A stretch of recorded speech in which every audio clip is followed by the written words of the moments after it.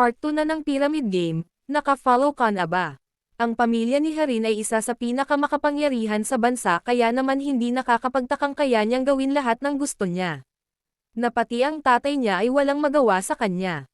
Dahil sa mga nararanasang pambubuli ay naisipan ni Suji na magsumbong sa homeroom teacher nila. Ngunit bago pa man niya magawa ay tila pinigilan siya ni Doa. Nang nasa labas sila ay nakita ng mga teacher nila na tila binubuli si Suji pero sa sabi ng isang teacher ay baka nagbibiruan lang ang mga ito. Nagpanggap na masama ang pakiramdam si Suji para makapagsumbong siya sa homeroom teacher nila. Ngunit nagkamali siya ng desisyon dahil ito pala ay isang tiwaling teacher na sinasamantala ang mga ganitong pangyayari para ay pantakot sa pamilya ni Doyon para magkapera ito. Ibig sabihin ay aware ito sa nangyayari sa section nila. Ngunit dahil wala siyang mga pasa, gusto nitong saktan siya para mas convincing daw sa video. Bago pa man gawin nito ang pananakit ay dumating si Joyun at iniligtas siya. Sinabi niya na may condition sa app na mahigpit na ipinagbabawal na ipaalam sa iba ang laro nila. Ang penalty nito ay kahihiyan para sa nagsumbong.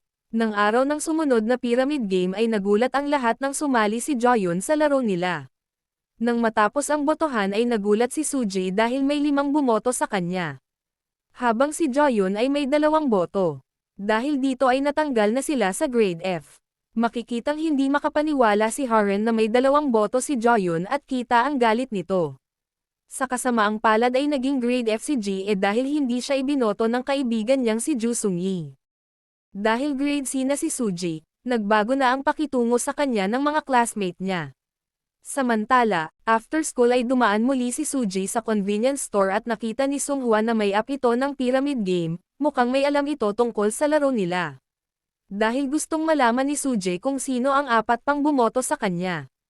Nag-request siya na ulitin ito ng handwritten votes. Nag-react naman si Yoon Yewon dahil siya pala ang nag-program ng app. At para mapatunayang hindi madadaya ang botohan ay pumayag sila. Ito ang ginamit ni Suji para malaman kung sino ang 4 pang bumoto sa kanya. Pinagkumpara niya ang penmanship ng mga kaklase niya. Dito ay nalaman niyang ibinoto siya ni Harin. Dahil grade F na si Ji, siya na lang laging binubuli ngayon ni Naui. Pinigilan naman ito ni Joyun, hindi na din nakatiis si Suji at binato niya si Harin ng ballpen. Kunwari ay hindi niya sinasadya pero dahil alam niyang ito ang pasimuno ng lahat, kunwari lang ang pagbabait-baitan nito. Dumating naman ang teacher nila at nagtanong kung anong nangyayari, sumagot si Doa na wala naman.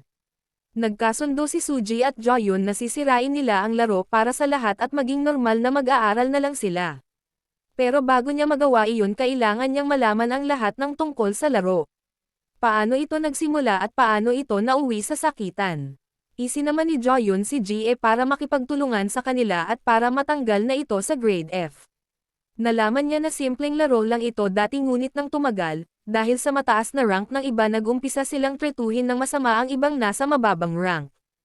Habang nag-uusap naman si Suji at Joyun tungkol sa Pyramid Game ay makikitang interesadong nakikinig si Do-in. Samantala, para mapasunod ni Harin ang mga tao sa paligid niya. Ibinibigay niya ang mga gusto ng mga ito. Walang problema sa kanya ang pera dahil mayaman sila. Ngunit ayaw niyang isipin ng mga ito na kaibigan nila siya. Nakagawian niyang tapakan ang mga paa ng mga ito, simbolo na mas mababa sila sa kanya. Para matupad ni Suji ang plano niya, kailangan niyang makilala ang mga kaklase niya kaya patago niyang kinuha ang mga information ng mga ito. Isa-isa niyang kinakaibigan ang mga ito. Una niyang gustong makuha ay ang loob ng gumawa ng app, na si Yewon, ngunit nagsumbong ito kay Harin. Dito ay ipinakita na nito ang tunay niyang ugali.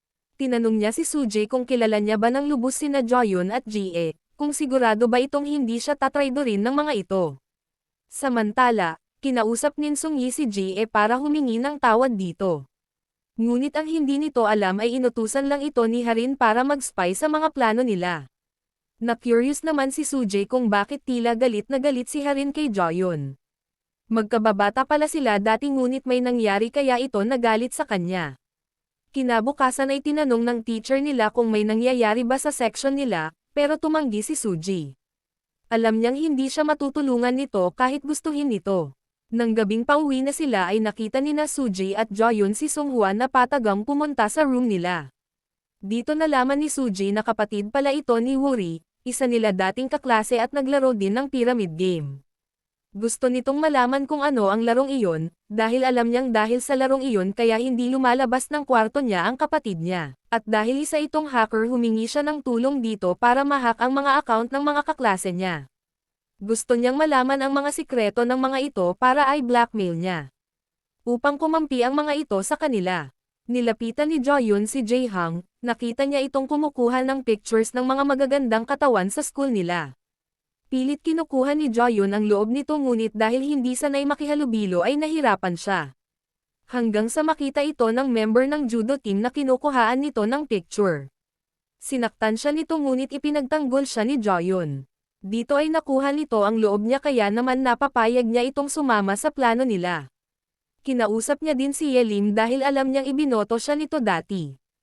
Habang nag-uusap sila ay makikita si Sungyi na naglalazlaz ng wrist niya. Bago ito ay nag-iwan ito ng mensahe sa group chat nila patungkol kay Suji na bina-blackmail siya, may part 3 pa, kaya follow ka na.